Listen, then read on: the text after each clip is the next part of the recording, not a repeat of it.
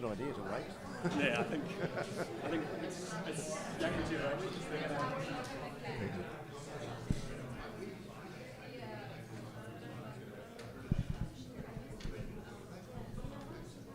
Hi everybody, welcome to the Fabians. We're going to wait a few minutes. We're expecting a crowd to come in. Yeah, totally unexpected. Yeah. People still arriving.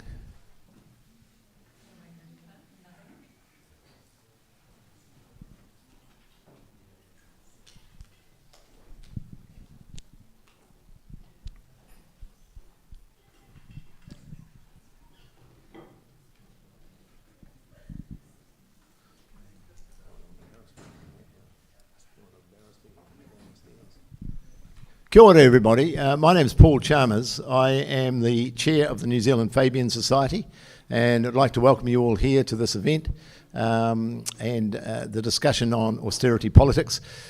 I spent a little bit of time researching austerity, whether it's worked or not, and you know the answer. I got back to the Romans. The Romans were pretty austere and it didn't work there, and yeah, it's just been a failed experiment of which it's a method of shifting money from one group of people to another. And Max and Gabriella, I'd like to thank you guys for organising this event. They're going to be hosting the other three speakers in themselves, and they're going to give us some insights. Before we do that, I'd just like to mention that we have another event on Friday, and we have another event tomorrow night, and Robert Reid is organising, along with the Keith Locke Memorial Trust Collective, a debate at Rocky Nook Irish Club. And if you've not been to the Rocky Nook Irish Club, you're missing something. It'll be a really good debate. So we're looking forward to that. Keith was a wonderful dude. Keith and I, in our protest days, had a lot of fun. But he started a bookshop, a Trotskyite bookshop in Pitt Street. And it was fantastic. You would go in and get Lenin and Marx, all of that, and have an argument with Keith about why on earth is he a Trotskyite. And he was good. And then the Greens came along, and Keith, I thought he did a bloody brilliant job. And so Keith's memorial debate on Thursday night at the Rocky Nook. What time does it start? The debate starts at 7.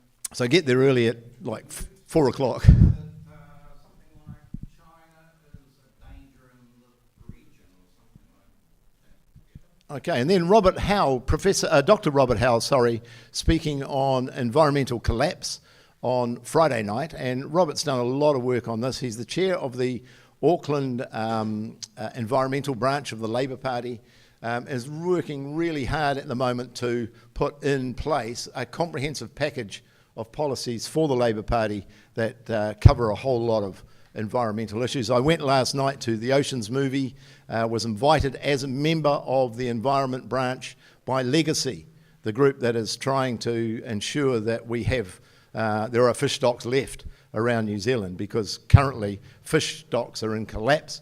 So that environmental branch and the work that Robert's been doing is pretty crucial. Then on the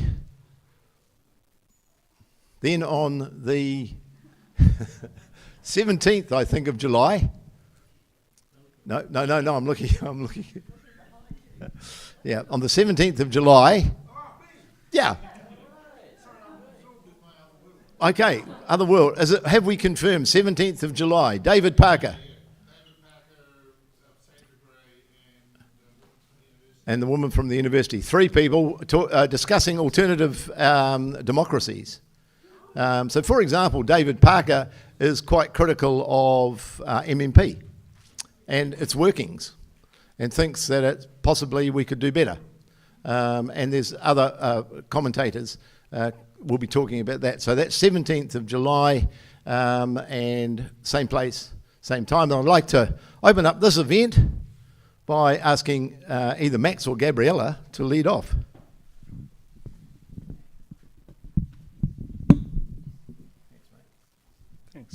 tēnā tātou katoa.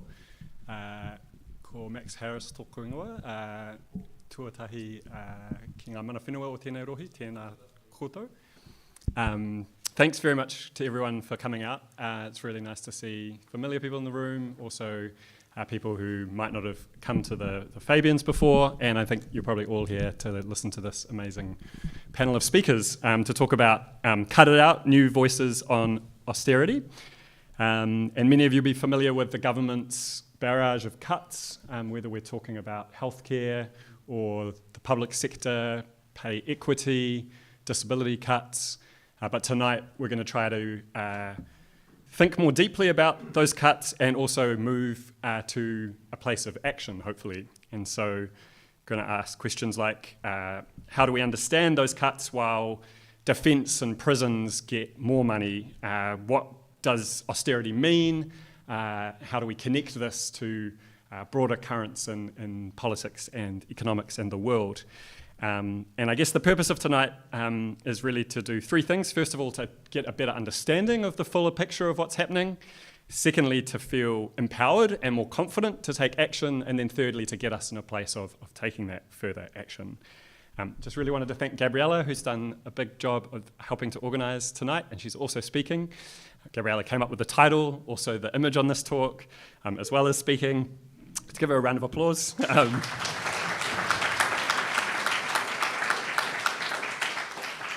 And the reason that this event is called New Voices is that some of these voices you might have heard before, but these are perhaps some newer voices than those voices that we hear a lot every day speaking about austerity, and I think we'll get some fresh perspectives and perhaps some hope out of listening to those new voices. So the structure for tonight is we're going to hear each speaker for about 5 to 10 minutes talking about a different aspect of austerity. We're also going to try and break down these concepts, if that concept is still fuzzy to you. Then we're going to turn it over to you all and ask you to talk perhaps to the person next to you just for a couple of minutes and have some questions. Then we'll have questions from the floor. And we're going to go with Jean speaking first, then Arama, then Jason, then Gabriella. And I'll introduce Jean to start off with, and I'll introduce each speaker one by one. So have Jean Sua immediately to my left, who hails from Ngāti Porou, Ngāti Maniapoto and Samoa. Jean's completing postgraduate studies in law.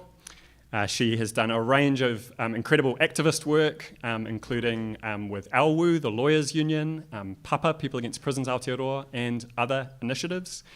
I've seen her described by her law student peers as a hero, and I think most recently, a lot of people may have seen some of the tiles that she has posted online, breaking down difficult concepts like privatisation, tax reform, and international trade. And those have really gone viral. And if you don't follow Jean and you're on Instagram, you should follow her at Vexatious Goose. Let's give Jean a round of applause.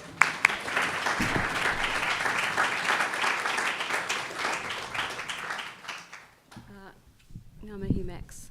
Can you hear me? Okay, cool. So I apologise if my voice trembles. This is my first time doing anything like this.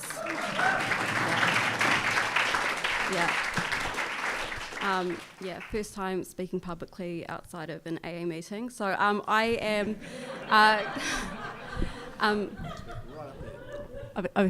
Okay. Kia ora, ko Jean tōku ingoa. I was basically introduced by Max, and I kind of feel like I'm here by accident. So I finished my degree, my law degree, and I found I had a lot of spare time on my hands. So I don't know if anyone remembers what the summer was like. It was a summer of submissions. And I felt like that every week it was like a fresh, horrible bill that required public consideration, and I did note that there was probably a lot of gaps in knowledge around the political economic context that these bills were arising in. So I thought it would be really fun to create presentations explaining those concepts to people. It's pretty nerdy when I put it like that, to be honest with you. It's really fun doing that. Yeah, I actually enjoyed that though. So I really enjoy making political economy digestible to the public. I think that we need to do that in order to increase participation in these conversations. Oh, you're all making me feel like a hero. So today I've got the formidable task of trying to explain what austerity is as a concept in under 10 minutes. And so I'll just get to it. We usually frame austerity as a set of economic policies to reduce public debt, and the main culprits are cuts to public spending, which if you have two working eyes and live here, you will have noticed that public cuts are being prescribed across nearly every sector. We've seen the loss of tens of thousands of jobs and the degradation of working conditions and public services across the country. And the second culprit is privatisation, which is when state assets and public services are sold to private owners, which shifts the cost of these services to the individual, many of whom are not able to bear the cost of this, and dental care is one of those examples that affects a lot of people. But austerity doesn't just exist to reduce spending. It's also a process. It's also a process that protects the wealthiest by upholding an inequitable tax system that benefits the wealthy, and it also expands the punitive arm of the state, which we see in the transformation of Waitangi prison into a mega prison, the tough on crime policies, and the massive drive to increase police recruitment. I don't know if anyone's seen those buses around lately. Honestly, terrifying, because I thought it was a police bus, actually. I thought it was a police bus, and I thought, oh my God, it's the end of days. We are incarcerating people by the busload. So it was really, really an awful time, and we haven't gotten there yet. But so if we're serious about understanding austerity, we have to go beyond public debt, and because despite all of the cuts, inequality is still growing, and so I think it requires a different lens, one that considers the power and class dimensions of austerity. And this brilliant political economist, Clara Mattei, argues, and obviously I agree with her, that austerity is a political strategy that protects capitalism by suppressing working class power in times of crisis. And it's important to note that austerity emerges in times of crisis because that is when the door to revolutionary change opens. And so it's in the interest of the capitalist class to suppress collective action, and it does so by implementing austerity policies. So at the heart of austerity lies class struggle, or the conflict between the capitalist class who own the means of production.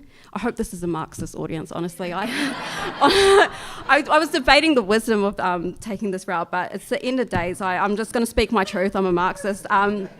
So it's a conflict between...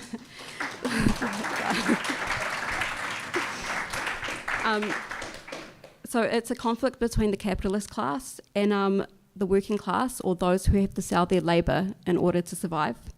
And this is the foundation of capitalism, a system where the capitalist class dominates working class lives.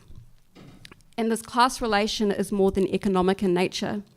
It's a struggle over the value of life itself. Capitalists extract surplus value by undervaluing labour, turning human life into a cost that must be minimised. In this system, life is measured not by its worth, but by its profitability, which means that it's in the best interests of the capitalist class to keep wages stagnating, to deregulate industries, and to punish collective action in the workplace. And under this system, workers are constantly fighting for fair pay, safer working conditions, job security and dignity, conditions which basically affirm our humanity. And this brings us back to the state's role in all of this. The government does not stand above class struggle. It takes sides. And often when it comes to the working class, it's not on our side more often than it is. Even when the party's name suggests that the working class, workers, labourers, you might call them, would be the priority, but I digress. When governments align with the interests of capital, they become active agents in maintaining the power of the capitalist class. And this is exactly what we see today, a government complicit in protecting the wealthy and suppressing working class power. To keep workers disempowered and the system intact, the state enforces austerity through deliberate strategic measures, which include cutting welfare, removing the safety nets that offer basic security and forcing people to accept low wages and poor conditions out of fear and desperation, gutting public services, making essential needs like housing, health, and education accessible only through overpriced private providers, ensuring that profit takes priority over human well-being, and impoverishing ordinary people, undermining unions, isolating workers, and weakening their ability to organise, resist, and collectively bargain. And they foster division through divisive language and ideology, using scarcity and fear to pit communities against one another. Migrants are scapegoated, beneficiaries demonised, and Māori are not able to get over all of the colonisation that happened apparently 180 years ago. And all of this fractures solidarity and deflects attention from the real source of inequality, which is the extraction of surplus value from labour.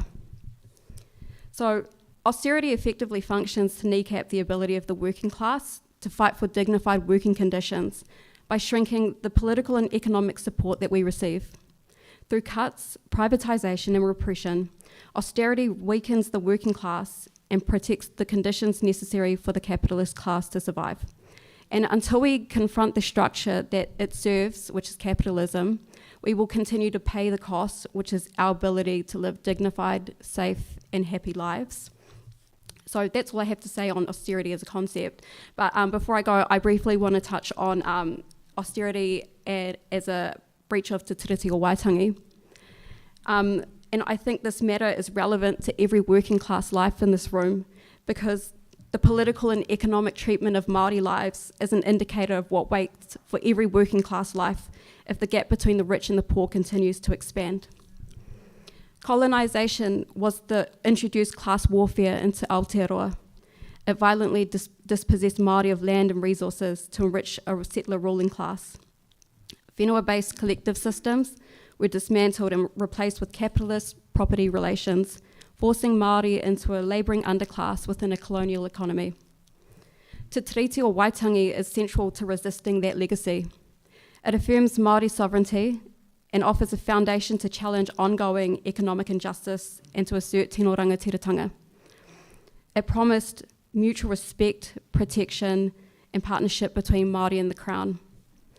But austerity continues to breach these promises.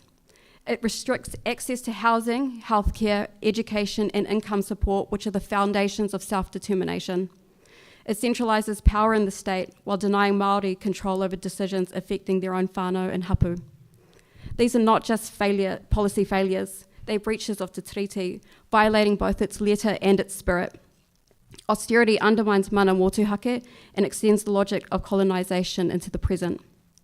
When we talk about what's good for Māori, we say it's good for everyone, because Māori are suffering the most in many ways in this society. So when we are uplifted, the implication is that life is improving for everyone in this country. And basically that's why we should honour the treaty. So in conclusion, austerity is not inevitable, it's a political choice, and we should defend against it with collective action. That could look like understanding Te Tiriti, joining your union, and rejecting the lie that there's not enough for everyone, because there are enough resources, they're just being hoarded. And I wholeheartedly encourage everyone here to think about ways that we can get some of that wealth redistributed back to the people. And with that, I leave the floor open to the next speaker.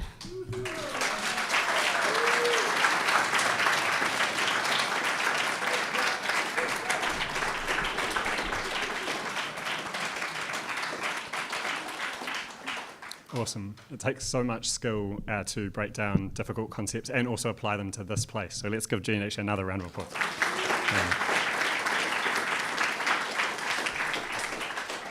If I had to take out just like 3 key points from what Jean said, it's that austerity is about more than cuts in debt, number 1. Second, that austerity has power and class dimensions, protects capitalism in times of crisis when it's vulnerable. Think of austerity after the global financial crisis or after COVID. And number 3, that austerity is a breach of Te Tiriti or Waitangi, which is a perspective that is not often talked about. So thanks again, Jean. We'll now turn to Arama Rata. When I thought about introducing Arama, it was difficult because she's done so much, and any kind of label doesn't really capture all the work she's done as an intellectual and as an activist. She hails from Ngāti Maniapoto, Taranaki, and Ngā Ruahine. She's done work on Matike Mai. She's done work on foreign policy and AUKUS in particular. She's actually going to be in that debate on Friday, the Keith Locke Memorial Debate. She's done work on justice for Palestine, including organising people. She has a PhD in psychology on top of that. And I think her analysis is really widely admired, and her staunch commitment is really looked up to. So let's welcome her to the floor.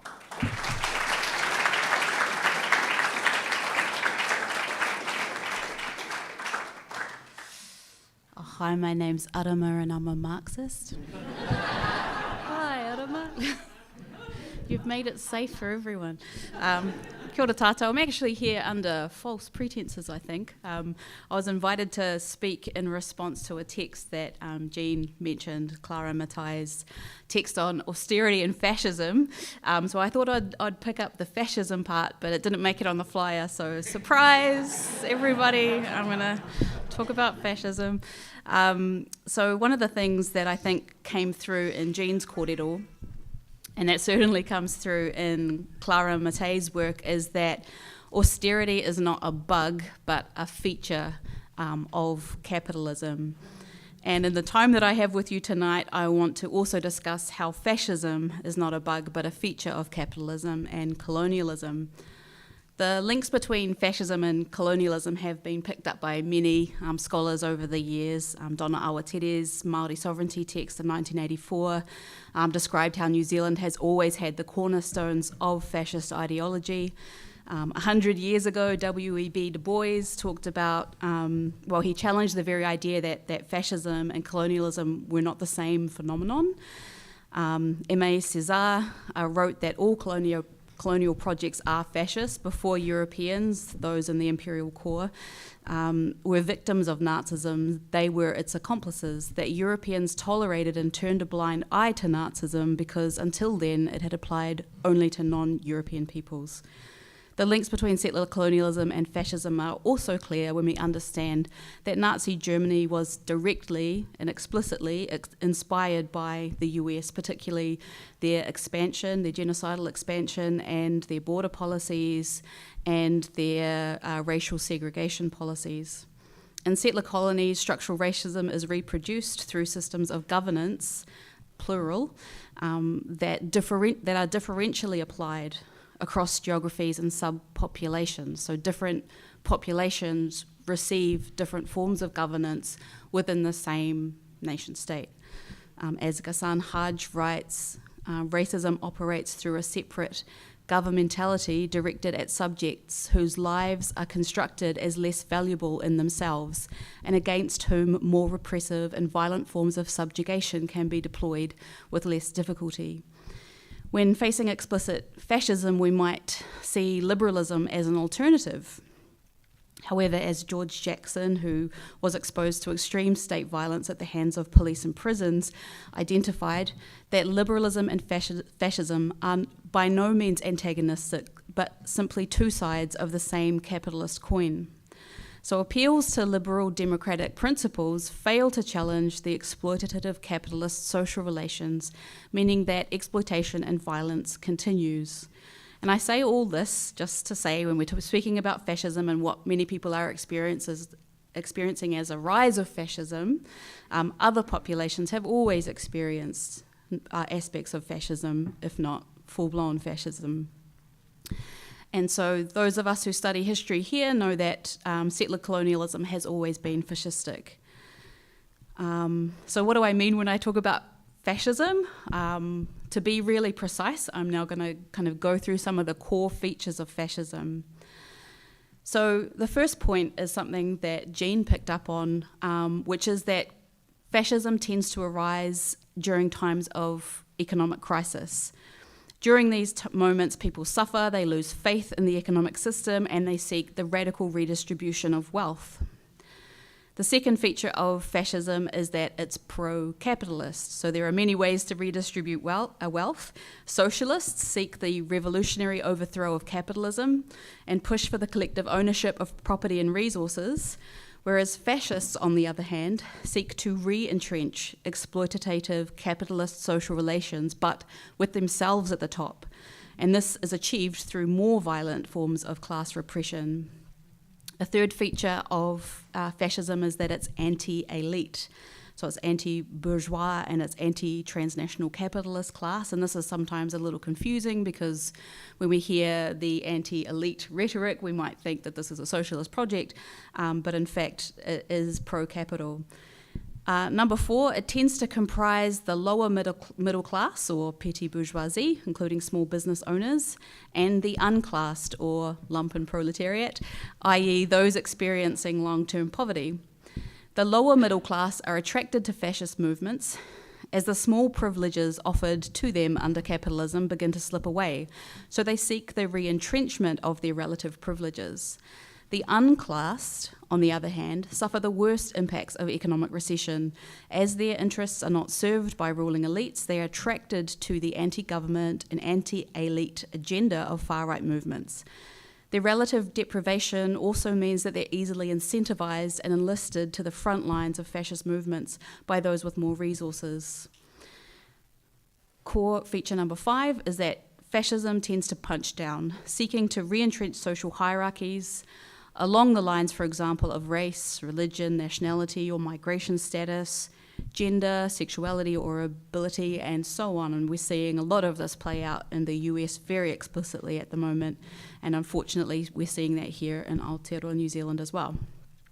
And finally, number 6, fascist movements tend to use parastate violence. For example, insurrections, pogroms, militias, and vigilantism. The parastate violence will tend to be system loyal, for example, citizen deputies. When it is perceived their fascist agenda can be advanced through state institutions, but will be predominantly insurrectionary, for example, the parliament protest, when it is perceived that their fascist agenda will not be advanced through the state institutions. So those are some of the features of fascism, and I'd like to spend the last moments that I have, although I might have already gone over time, I don't know, talking about anti-fascism, because I think the kaupapa tonight we're asking people to move towards anti-fascist agendas. Shout out to all the kaiawhina in the room tonight who've been on the front lines against Zionists and Destiny Church. But here are some other tricks you can try. So here are some anti-fascist strategies and tactics. Number 1, refuse to engage on their terms, if you can. So as the far right tend not to engage in good faith, debating them is often a waste of our time. Sometimes you're kind of forced to because they hold power, for example, but they use terms like free speech and rights discourse in a way that's completely insincere.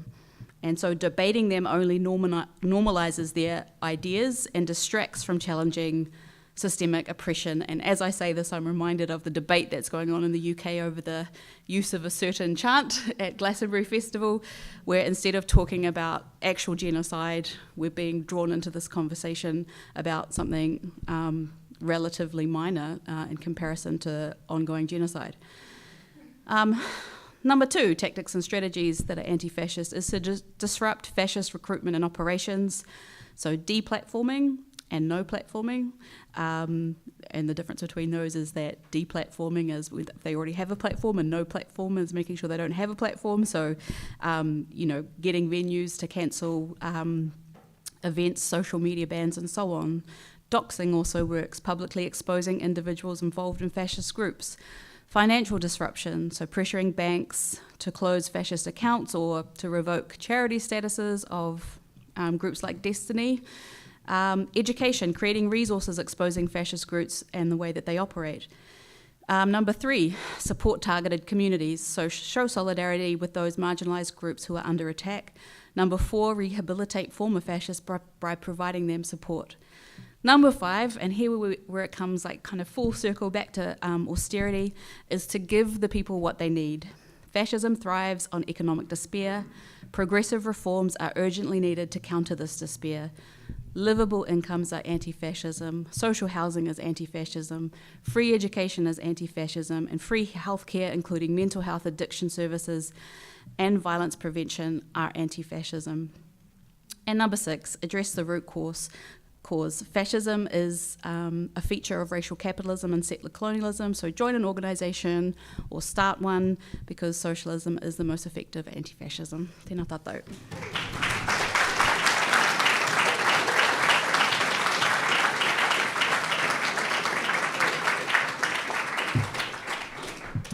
Thanks so much, Arama. That was awesome as always. And thanks for the person in the crowd who texted me to remind me that the Keith Locke Memorial Debate, if you want to hear Adma again, is actually tomorrow night, not Friday.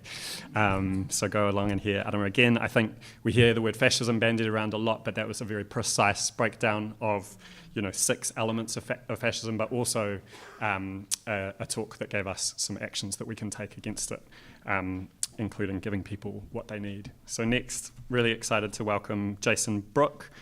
Jason, who's Pākehā, works at Auckland City Hospital, and he's involved also in a huge number of movements. Many of you might have seen him, maybe not out the front of protests, but often supporting. And again, like everyone on this panel, trying to sum him up, feels like reducing him, but he's a unionist. He's also an illustrator.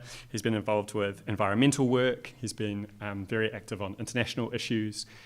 He tells us that this is also the first time he's spoken at a panel like this, so give him a really warm round of applause.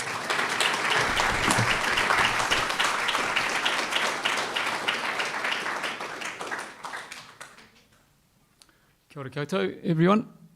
Hopefully that's about the right height. Perfect. Awesome. It was a bit of a surprise when Max asked me to come up and speak, because I guess considering the panel we have here, I kind of feel like a little bit out of place. But I trusted Max, and I really I kind of thought about it for a long time and thought, well, look, maybe I can offer a perspective that's not often shared. I come from a slightly different background. I'm a worker. I don't have an academic sort of take on politics. I kind of learnt most of it by sharing space with activists out on the streets and in unions and in the workplace and stuff like that. So this is kind of where my response is coming from. I could have chosen to speak about the austerity in the hospital. Happy to do that afterwards, but this is kind of like a response from someone similar to me who's just looking at austerity and in particular our response to it through the eyes of someone who's non-academic and a worker. So I'll start. Often when we examine and develop our political knowledge around austerity, we're doing it through the lens of academic people. We're doing it through the lens of economists and politicians. Very rarely do we sort of allow our working class and marginalised communities to be essentially the developers of that policies. They're usually around the peripheries, but very rarely are they the developers of the policy. So they're centred on our thinking, but they're not necessarily centred as the creators of that response to austerity.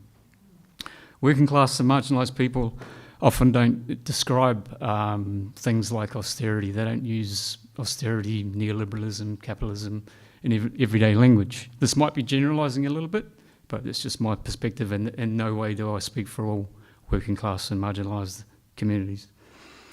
Whilst their terms of reference may be different to ours, that does not mean that they lack an understanding of things like structural inequity and austerity.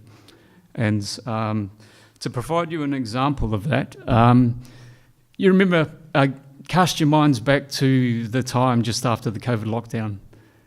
If you remember, during that time there was a bit of a political and public debate going on around Pacific seasonal migrant workers, and it was playing out in the media quite a bit. You also might remember around that time there was a picture of a young man, young Polynesian man at a protest, and he was holding a sign. Some of you may remember that sign. That was it. Yeah. Now, I had a slide of that. I was going to use that tonight, but I guess Some of us remember that, yeah? And it was a pretty powerful sign. And it got a lot of people talking. The reason why I'm mentioning that... All together. 1, 2, 3.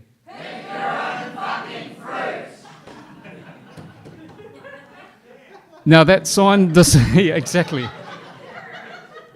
So apart from being funny, the sign doesn't say structural inequity, it doesn't say class relations, but the sign's about that, right?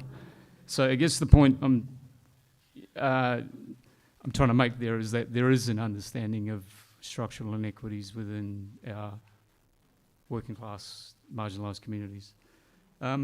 So perhaps one of the barriers to their inclusion could be a general lack of awareness of how working class and marginalised people respond to systemic issues. Perhaps it is our inability to recognise their resistance and understand it that is causing their exclusion. So bringing this all back to austerity, because I really want to focus on austerity.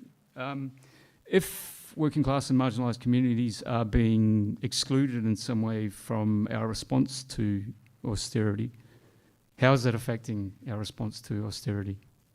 And I want to sort of examine that a little bit.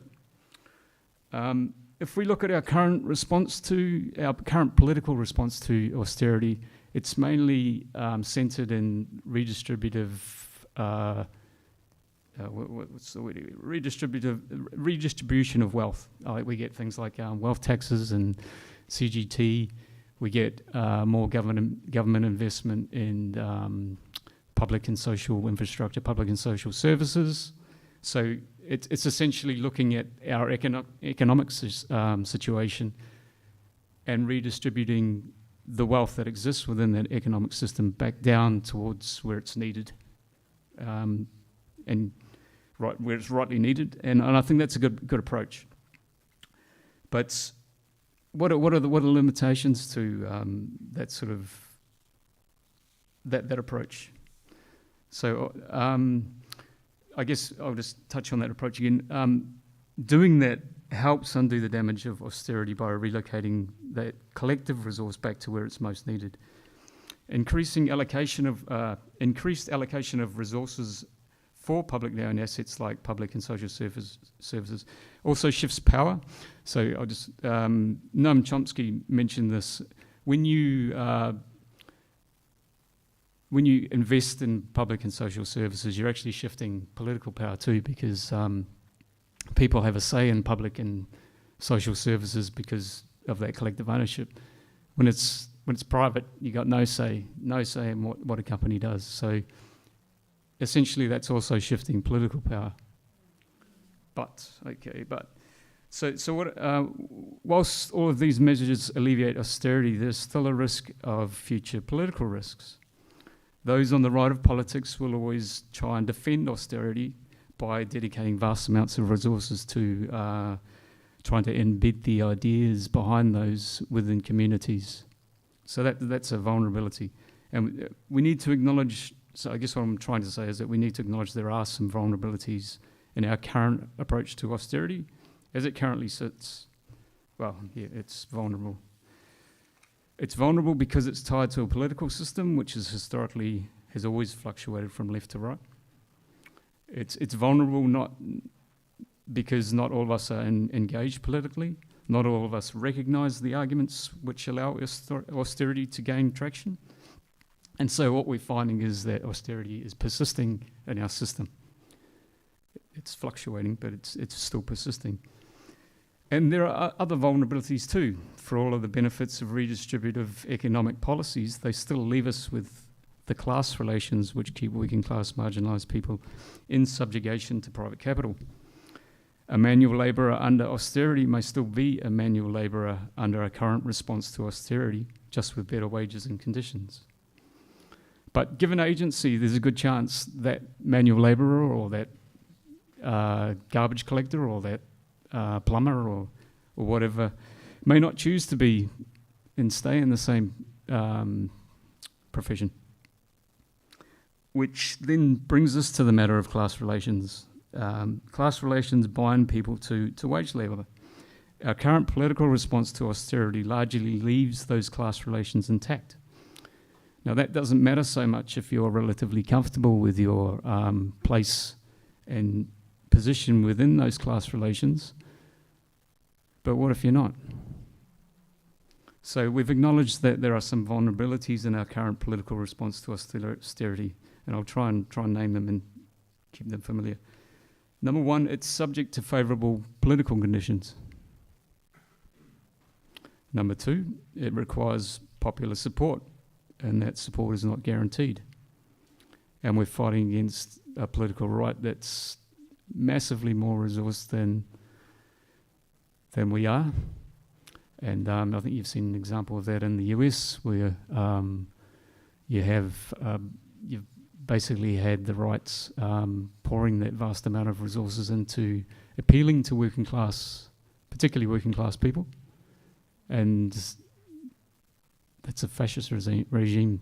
So they've managed to appeal to the working class and gain that popular support, which if we continue with this mode of response to austerity, we can't guarantee. We're always going to be facing that. So it also, number three, it also doesn't radically change class relations which subjugate working class people and marginalised people. It doesn't. Yeah, I'll just leave it at that. And number four, it excludes workers as the developers of that response. In particular, that's one of the biggest points I'm trying to get at, that perhaps we're missing that. Perhaps we're taking it for granted that we understand their situation enough to make those decisions for them because we speak in the political terms that are popular, or I can't think of the right word there, but in the vocabulary that economics understand. So, yeah. This is why I believe working in the marginalised communities are central to both our understanding of austerity and in establishing a sustainable response to it. Working class and marginalised communities are more likely to want to confront those class relations. And if we remember back to our sign, they do it. And they do it when we're not even watching. They do it in the workplace and stuff. They understand it better than most people because it's literally visceral when they're dealing with it. So they do it. And they have a genuine incentive to confront those class relations. Class relations, of course, are linked to another issue, that of capitalism. But I won't go into that because it's a hell of a big subject and I'm not an economist and I wouldn't know it anywhere near what some of the people in this crowd would know about that issue. I'm just going to leave things there and hopefully that sparks some thought. Cheers.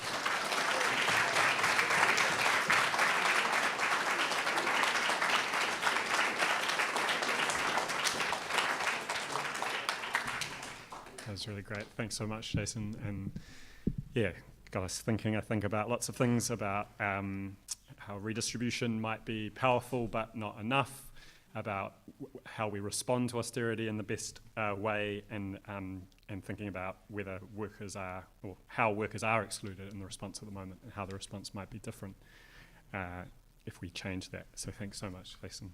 And if you haven't seen that sign, go pick your own fucking fruit. Then I hope everyone will go and look it up after tonight. Finally, I want to invite Gabriella to speak, Gabriella Brayne, who's organised tonight as well as speaking. So Gabriella's whakapapa Ngāti Maniapoto, Samoa, Whalefa and Pākehā. And yeah, like everyone else, I know I'm sounding like a broken record, but Gabriella's worked across lots of fields, getting a better analysis of what is going on, but also acting on that analysis. And so Gabriella is proud to be from West Auckland as a practicing lawyer out in West Auckland, and has published on criminal justice, on Indigenous rights, on other issues, has done postgrad studies at the University of Arizona, and then has also been involved at the front lines with rangatahi work, with organising work, with activist work that I couldn't even sum up. So finally, let's give Gabriella a big round of applause and welcome.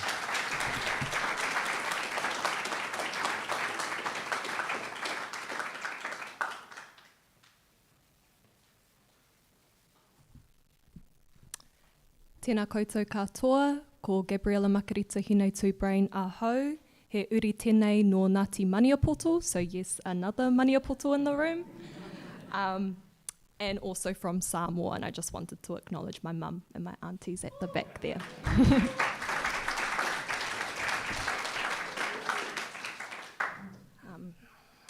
In opening this kōrero, I wanted to acknowledge the recent tragic death of a man who was double bunked in Mount Eden Corrections Facility this Friday.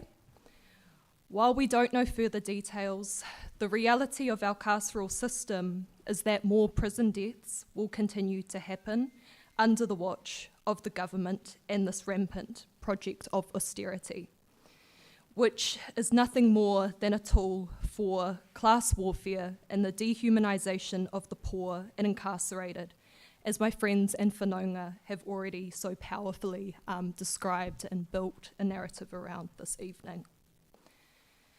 Last month, and as my hero, Jean, has drawn attention to already, the government opened their new 600-bed facility at Waikeria Prison in Te Awamutu, costing the New Zealand taxpayer approximately $1 billion.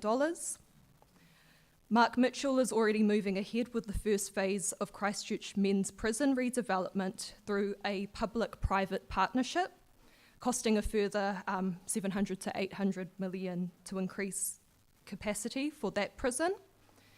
And the expansion of Auckland Prison has also been put on the government's fast-track list.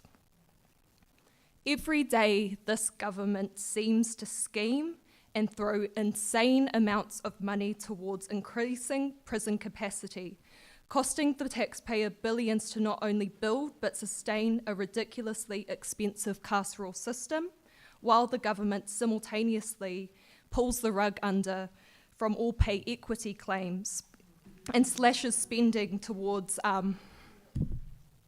children eating decent lunches at school.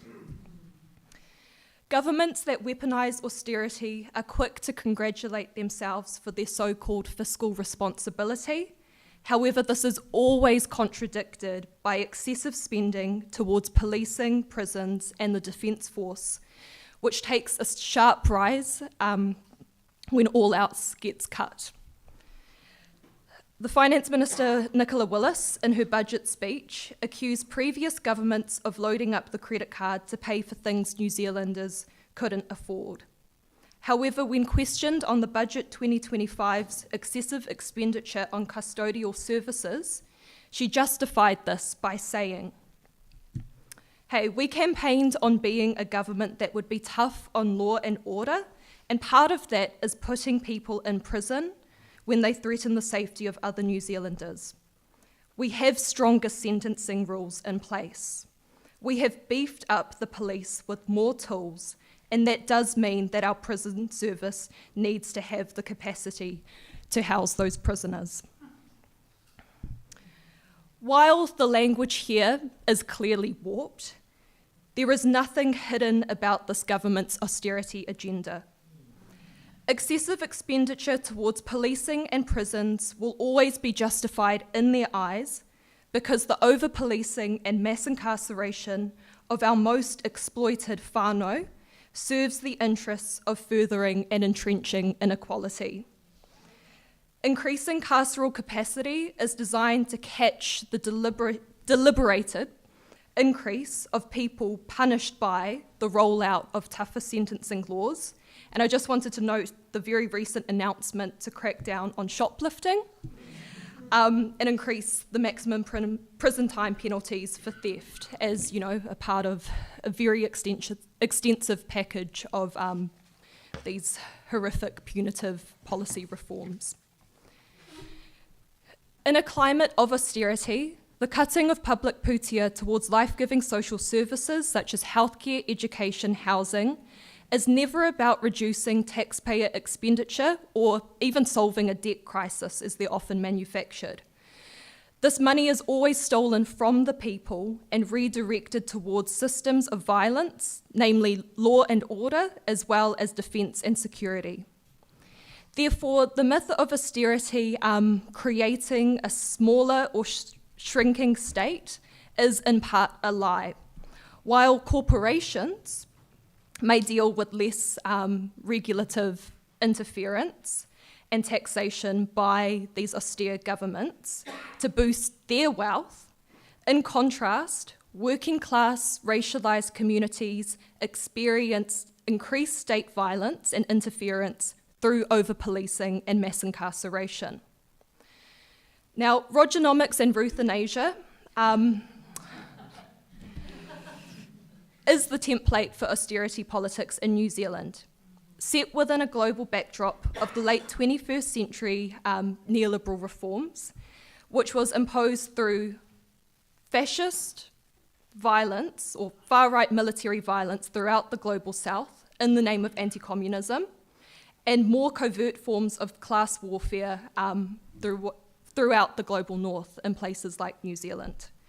And so in New Zealand during the late 80s and 90s, while unemployment, child poverty, and a myriad of other issues targeting the working poor skyrocketed as a result of austerity, the system of mass incarceration also, I don't want to say emerged, but became entrenched as a system as the most significant and violent tool of the colonial state, which we know historically, prisons and police have been used to wage wars for land theft of whenua Māori, and in more recent times to fragment and repress Māori communities in this continuation of colonisation. And so in New Zealand's case, austerity hasn't been imposed by authoritarianism in the same way that it was, for example, with Italy under Mussolini and Chile under Pinochet. However, the rise of mass incarceration and over-policing has been a form of authoritarianism used to punch down further on poor, working class, and predominantly Māori communities. Now, these policies were never repealed, and the economic violence and damage caused remains the backbone of the New Zealand political system today. However, in responding to new issues and contradictions of a post-GFC and post-COVID climate, we are seeing these tactics of class warfare repeat and even heighten themselves under this current government. All of this is designed to deliberately crush revolutionary spirit and deepen the entrenchment of inequality. Austerity, as Clara Matei puts it, is capitalism's way of recalibrating itself, particularly when threatened by movements that honour life. In a world that is so systematised by death, most horrifically materialised in the genocide in Gaza, everything we do has to be oriented towards the honouring of sacredness and life.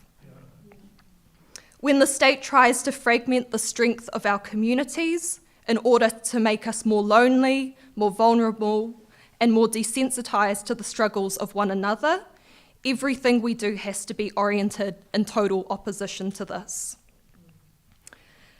When I was living in southern Arizona last year, I joined a small but mighty group of people from different community kaupapa who launched a local government campaign against Pima County's proposal for $1 million mega prison, and won. Now, I just want to preface, there is a considerable difference between the organising landscape here and in the US, and surprisingly, it might be crazy to say, but there are some barriers here that don't exist in the US because of our centralised political decision-making. However, there was still lots to be learnt from this experience, and one effective tool that this experience taught me about organising in the context of prison expansion projects and mass incarceration is the art of being hoha, or the art of being hella annoying when it counts. So spam those politicians' emails and troll their Twitter threads. If you have the time, get your groups together and show up to public engagement events that these politicians host, and make your point heard, make your anger heard. work across different kaupapa to highlight the interlocking nature of a lot of these struggles. Like, for example, a campaign that my Arizona friends worked on was promoting awareness of the mega prison project or expansion project through a local river cleanup. And that river cleanup project were able to highlight basically the destructive impact of the prison on the river and the surrounding ecologies. And so they were able to bring, this so many different groups together that focus on, reproductive justice, environmental issues, healthcare, and build this kind of like cross-kaupapa, cross-organisational solidarity movement against, this one particular issue being the prison expansion project, which was really powerful. And I do want to say, most importantly, make the stories of those most their loved ones to the Pima County prison had to be the backbone of abolitionist organising within that landscape. Now, we have communities here, kaupapa here in Aotearoa, dedicated to these causes too. So Peoples Against Prisons, Aotearoa, have long been building a movement towards abolition. And my friend Emi Rakete was invited to speak tonight. Her academic work has informed pretty much everything I've had to say about the connection between austerity, capitalism, and prisons and policing. And so when her book comes out, I highly recommend you all to read it. So to wrap this all up, I strongly believe that the antithesis of austerity politics is the politics of mattering to each other, the politics of owing everything to each other, because that is what it means to be in community with one another. And when we turn a blind eye to state violence, to genocide, to poverty, to houselessness, to mass incarceration, to those rendered most alienable to the capitalist order of our world, we actually lose the most sacred part of ourselves to that desensitization. And so we owe it to our own sacredness and the sacredness of each other to not simply be a witness, but to fight back. Thank you.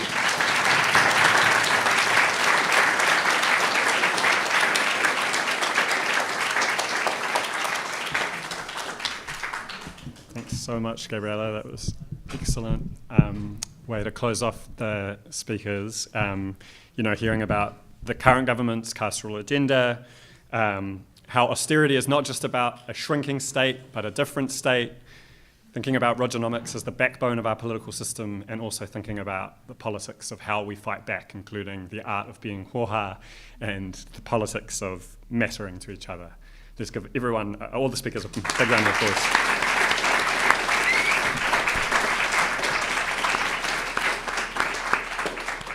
So we're just going to take another 30 minutes, and this is a chance to go to you now. And for the next 5 minutes, I want you to talk to the person next to you, or maybe it's the next 2 to 3 people on your row. And I know that might feel a little bit awkward, but I think part of why it's awkward is it's because capitalism is cold, and it creates distance between us. And in these moments, we can try to bridge that with some warmth. And I want you to think about 3 questions just to prompt possible feedback. So one question is there anything that's unclear from what was said, or anything you want elaborated on from any of the speakers? So number 1, anything unclear? Number 2 is, are there any other perspectives on austerity that you think are important or that should be heard? For example, someone, I'm not sure if she ended up making it tonight, was talking about artists and austerity and the important role of the visual arts in communicating austerity. And then number 3, what do you think about the action that could be taken on austerity? So number 1, anything unclear. Number 2, other perspectives. And number 3, action. Turn to the person next to you or the people around you, and we'll just give you 5 minutes.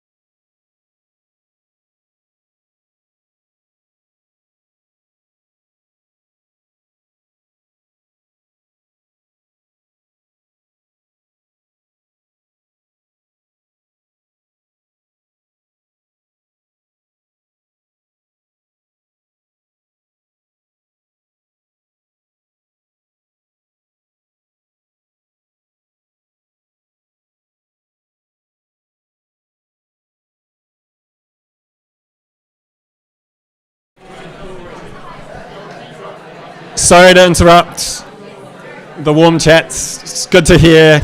Real buzz.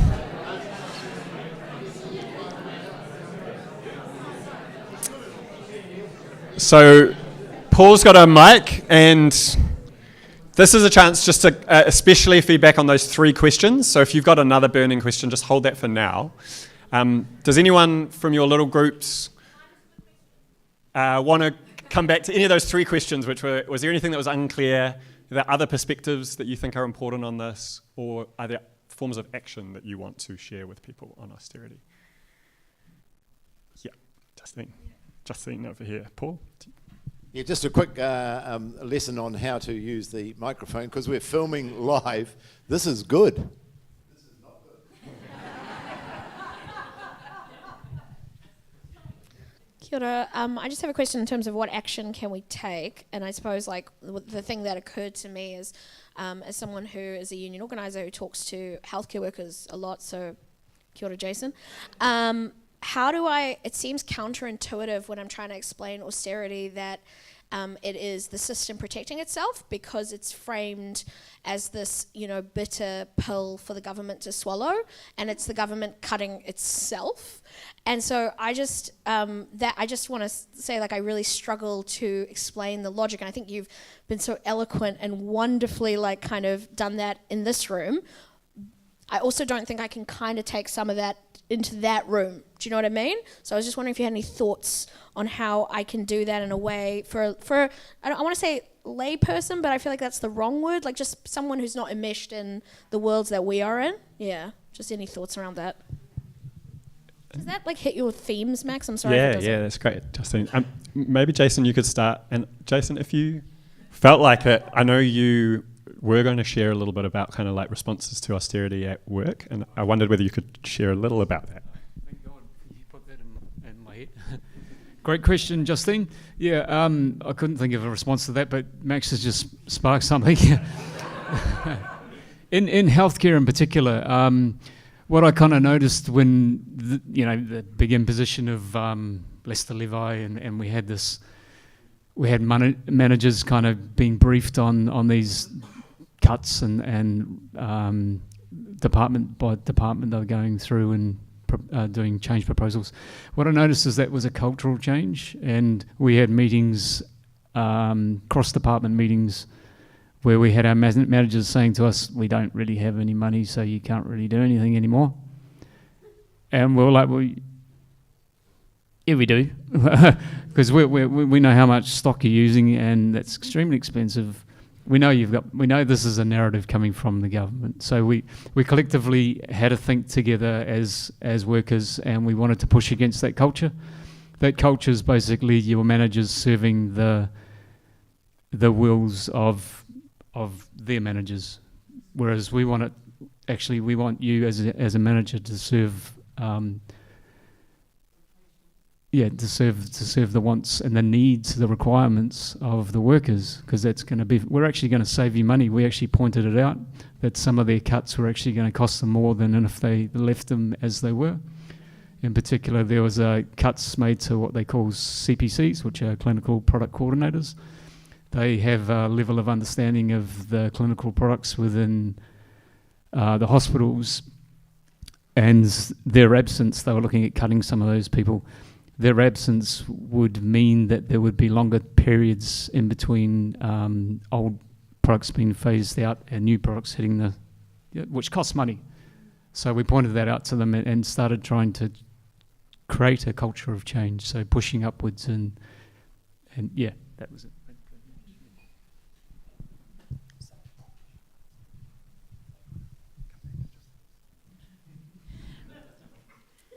Shot, Justine.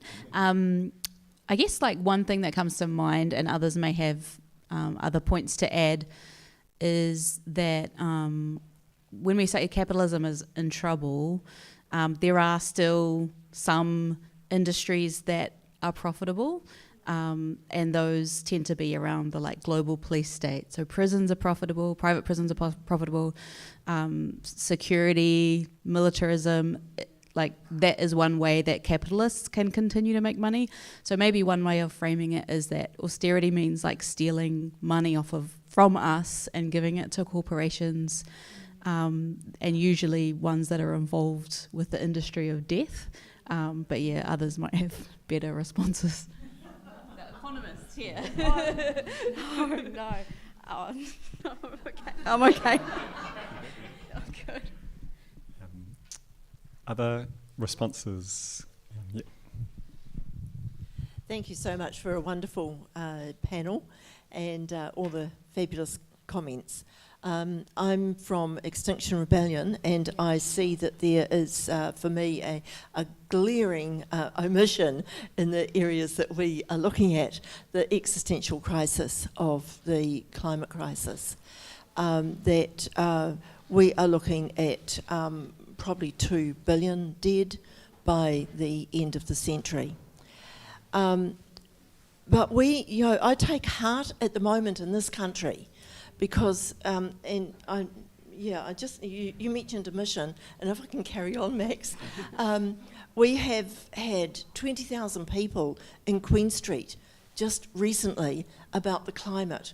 We have Māori so active at the moment. It is wildly exciting. We have Mātiki Mai looking at structural change, which is the third demand of Extinction Rebellion. And we have the unions up in arms all around the country. We have the Palestinian protests on and on and on all around the country. Can we use this? Can we, the last speaker, Gabrielle, spoke about coming together with networking across different sectors. How can we do this here, now? It feels like we're so close to doing something, but where's the spark? Plus, we've got 2 amazing opportunities right in front of us, the local body elections and the general election next year. 40% of us voted in Auckland in the local body election. 1 million of us in Auckland. 1 million of us in the last national election did not vote. Can we change this around? Yeah. Thank you, and yeah, really helpful to get that thought on not forgetting, obviously, the climate crisis and environmental justice. Nora, and then we'll come to you.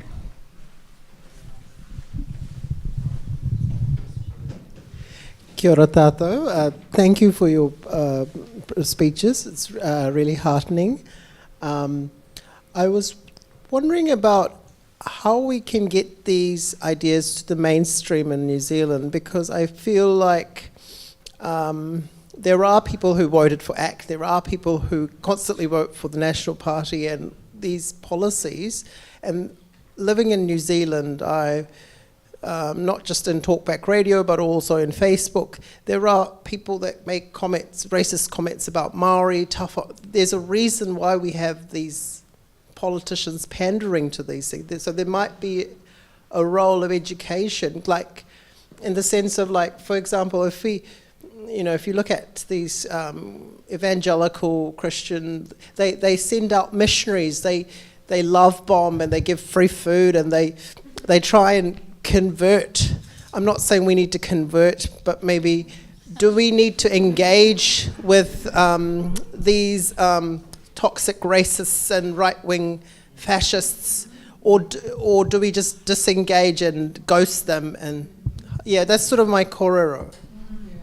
Thanks. Adma? Anyone else in the audience, feel free to respond as well. Don't just leave it up to us. But thanks for pointing out that really huge problem that we have around, like, the Christian right in Aotearoa. There's also Hindutva nationalists. And if we look at those 2 groups, for example, in my kōrero I was talking about underclassed people, and these are ones that we see there's no social services provision, there's no addiction services or violence prevention services that are being provided, and so it's very easy for groups like Destiny to kind of prey on people who are experiencing hardship, and then offer no solutions really. Like what they are doing is indoctrinating people into more violence. And then we have Hindutva nationalists who ACT and New Zealand First try to appeal to, for example, the dairy owners. So when there's ram raids and stuff going on, they kind of use that to politicise it. So there's certainly elements of like religious fascism that we're seeing in New Zealand, and again, I think having those social services available for people, readily available, is one way to stop that kind of pipeline that pushes people towards groups like Destiny. Any other kind of solutions against this? It has become quite difficult, I think, because the very infrastructure that we use to challenge like hate speech, the human, what's it called, HRC, the Human Rights Commission, for example, has kind of been taken over by people who are not in good faith when it comes to. So it's no longer that terms are being weaponized. It's no longer that just the fact that like groups like ACT will weaponize things like free speech, for example, or equality.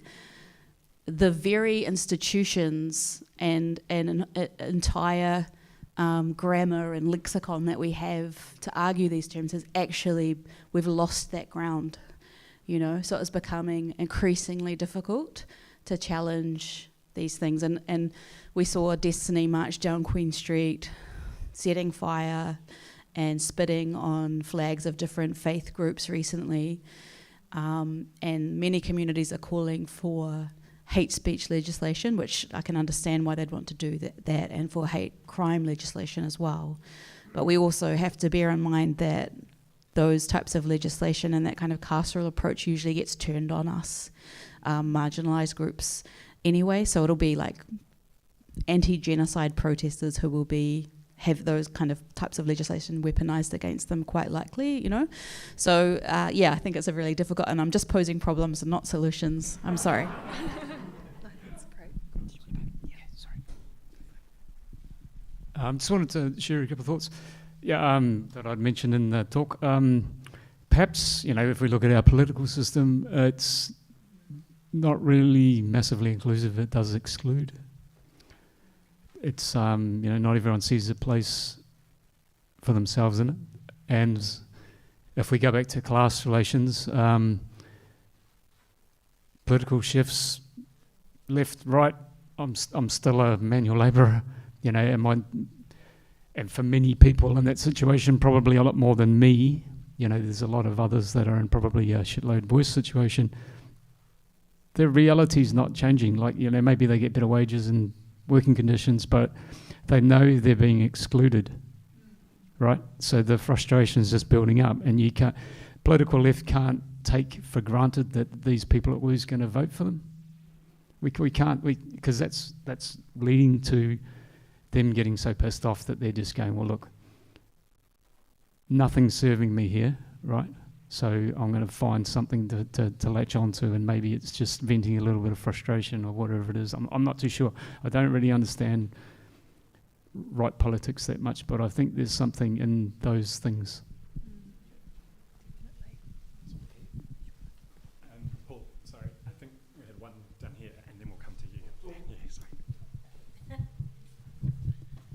Thank you so much. Kia ora. Minglaba, everybody. I'm from the Refugee Women's Council of New Zealand, and talking about getting the community together. Most of the time, we're talking about the most marginalised people in New Zealand are the refugees or former refugees. But they can be so uplifted and empowered to join the movement because they are also suffering like the Māori, the marginalised, and other communities. But we continue to see the massive gap of that partnership. And most of the time, they are forced to think about being grateful and shut up and sit down. But I think as Kiwis, because I grew up here, but educated here, highly educated, but still feel like an outsider when we do an activism, you know? And so I'm thinking about how do we partnership when it comes to community, because these immigrants New Zealand heavily relied on are also part of building Aotearoa for a better future. And so we are having a brain drain issues in New Zealand, and most of our strong activists are sick of the system. They left New Zealand. So we are left with the most marginalized and vulnerable members of our society who were pushed down to feel inadequate to join the fight. So how do we rise up from the bottom and empower one another? How do we be inclusive as a society of Aotearoa where everybody, diversity and inclusion for a movement? I'm just wondering from the panel, what could be one of your approach, not just from the global movement, but looking at our society as a whole? Does it make sense? I hope it makes sense.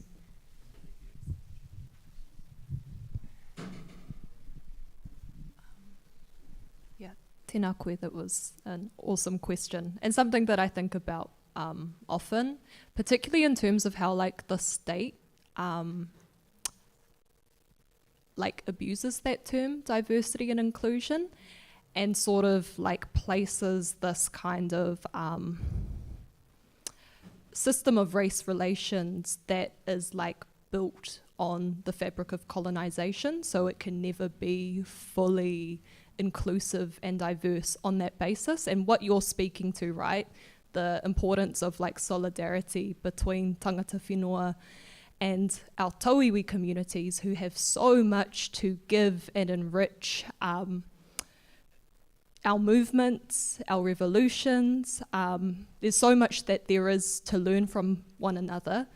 I really do think the basis of moving towards a truly kind of transformative model of like inclusion and diversity as you speak to it has to be on the basis of like solidarity, and particularly in terms of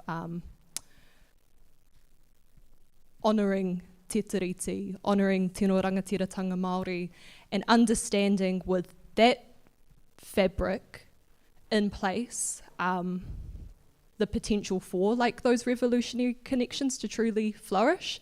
And I know my auntie here has also a lot of important kind of thoughts in this area around what it means to kind of truly build diversity and, or not diverse, but those kind of connections across our different communities. Do you want to say anything? Yeah, I think that's really important. It's important for many reasons, but first and foremost, for Māori to understand that colonialism isn't just a local phenomenon, and that it is imperialism and the wars that the West wages usually on other parts of the world that not only displace, we're all Ngāti Maniapoto, none of us live on our whenua, that not only displace us from our economic base because our lands were stolen from us. Like one of the biggest confiscations of land happened where we're from, so we are often displaced from where we are as Māori, so we kind of have an understanding of that. Obviously very different from the experience of refugees that are here in Aotearoa now, but understanding that people are displaced and forced to move even for economic reasons, where they're not coming to kind of oppress and force other peoples to live under their way of doing things. And so it's a very different, migrants and refugees come to Aotearoa with a very different attitude than the early kind of settlers who came here, yet sometimes they kind of club together. We talk a lot about biculturalism, and lots of people feel that they are not included in that. And then another thing I think that doesn't help is that often people with a racist agenda will put a Māori person to front it, right? So you'll have people like Shane Jones, Winston Peters, Karen Shaw, David Seymour, implementing policies that are to the detriment of all people, but certainly all Māori and all racialised people in Aotearoa as well. The very least that we can do as Māori, I think, is to call that out. So, recently Brian Tamaki set those flags on fire, for example, and it's never actually people who are interested in fighting for tino rangatiratanga that have the strongest view against other peoples of colour. If we look to our staunch leaders of our Māori sovereignty movement, they understand these connections. People like Moana Jackson, Donna Awatere, you know, people who like have that understanding of how our struggles are connected, which is not to say that, you know, they also haven't felt at times that those solidarities could be stronger.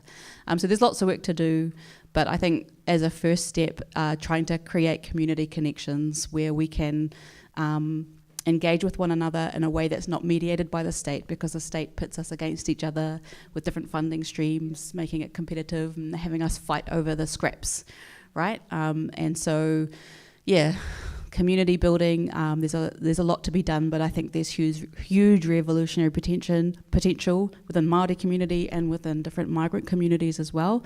Many migrants who come here have whole histories and understandings of struggle and liberation that they bring to Aotearoa, and I think we have a lot to learn from each other. Kia ora.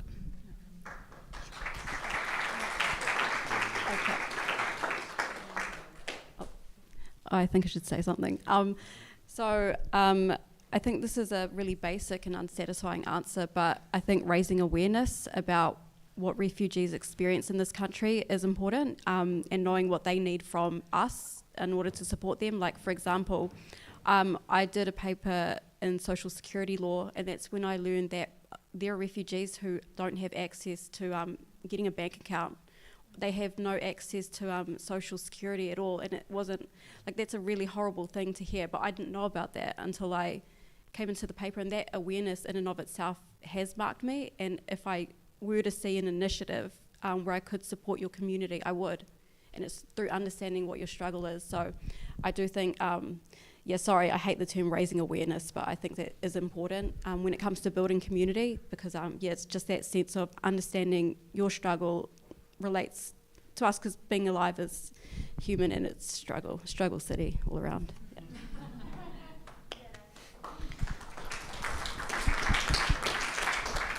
Just time for one last quick question. Kia ora.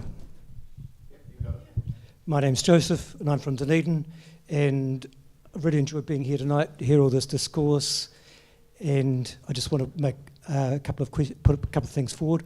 One is, I think that we need to be considering how the state power has been used to win out the capability of ordinary people to participate in discourse through ruining our state broadcasting system, for example, and the capitalist system has enabled the consolidation of control over the print media, for example. A lot of jokes used to be made by people I know who moved to Dunedin when I was living there, political activists and like, talking about how bad our local newspaper was. It's an enormous amount better than the Auckland paper. There is no difference. No insult to you, mate.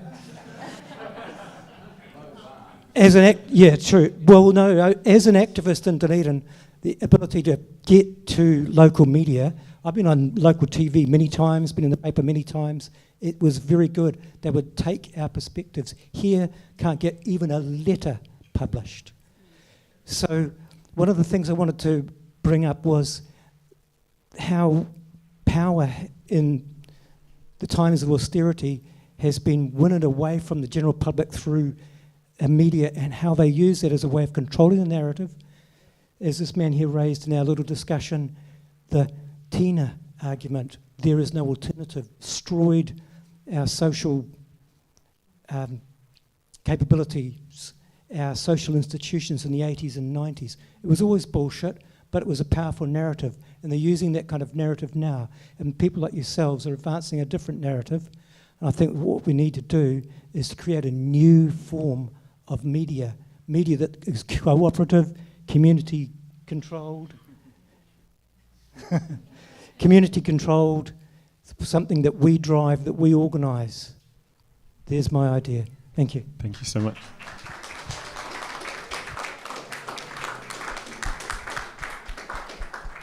Awesome.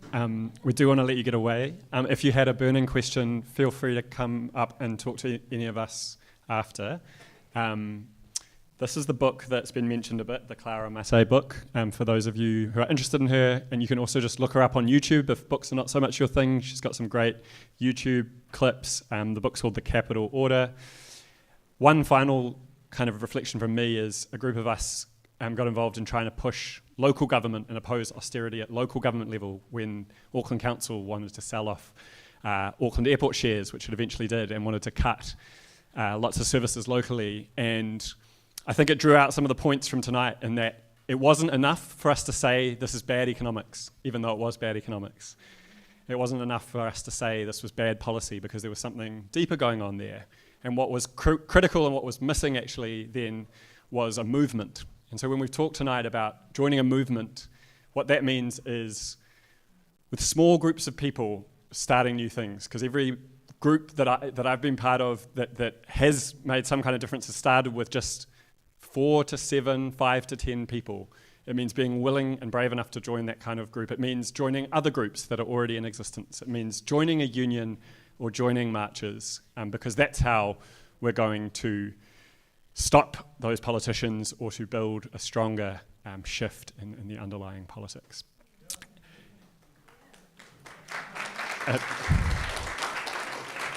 I hope the speakers have given you some hope tonight. They've definitely given me some hope. And I think, Gabriella, if I could invite you up, we just wanted to thank them all really briefly. It's a time that's really gloomy right now, looking around the world. But what we've heard tonight is so many lines that I think will stay with us. Austerity being, a feature, not a bug. The art of being hoha. The politics of other people mattering. And so, these are perspectives that I think we don't hear enough. I'm just going to grab 3 cards and pass it over to Gabriella to close us off.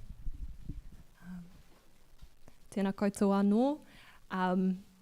Just wanted to give a shout out to my my bro here, Max. It was his hurito yesterday. I was contemplating getting you all to sing happy birthday, but I won't do that. But please give Max a hug and pass on the birthday wishes. But it's been an absolute joy to bring this event together with you. You're an amazing mentor, an amazing comrade, such an inspiring community organizer, and someone to really follow. And you're involved in so many different kaupapa that speak to the heart of this issue. Especially this whole dental healthcare, free dental healthcare campaign. I feel like that's really getting to the heart of this whole austerity conversation. So please do keep up with that movement and support as you can. And also to my friends, my whanaunga here, you're all my heroes. You're all absolutely incredible, and I'm just I've taken so much learning from this night, and I cannot wait to keep learning from you all. Massive shout out to the Fabians for hosting this event, for allowing it all to come together. Big applause is needed, and you guys obviously do so much important public education work, so none of this kōrero would be possible without the tautoko of the Fabians. And last of all, thank you to you all. I know there are so many people in the room who I'm oh my gosh, I just want to pass the mic over to you now and hear your 2 cents on this whole conversation, because we really do have so much expertise and insight present within this community. So I hope just with everyone who's present tonight, we can continue the conversations, we can continue the community building, we can learn from each other, we can share in our struggles, in our hopes and dreams, and in our fight for a better future for our mokopuna. So.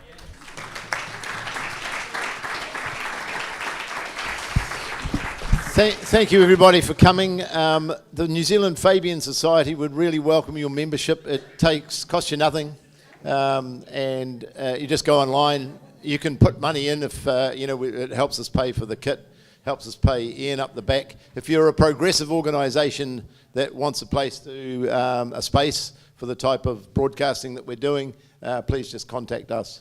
And thank you very much. This is the first crew that's turned up with their own flowers.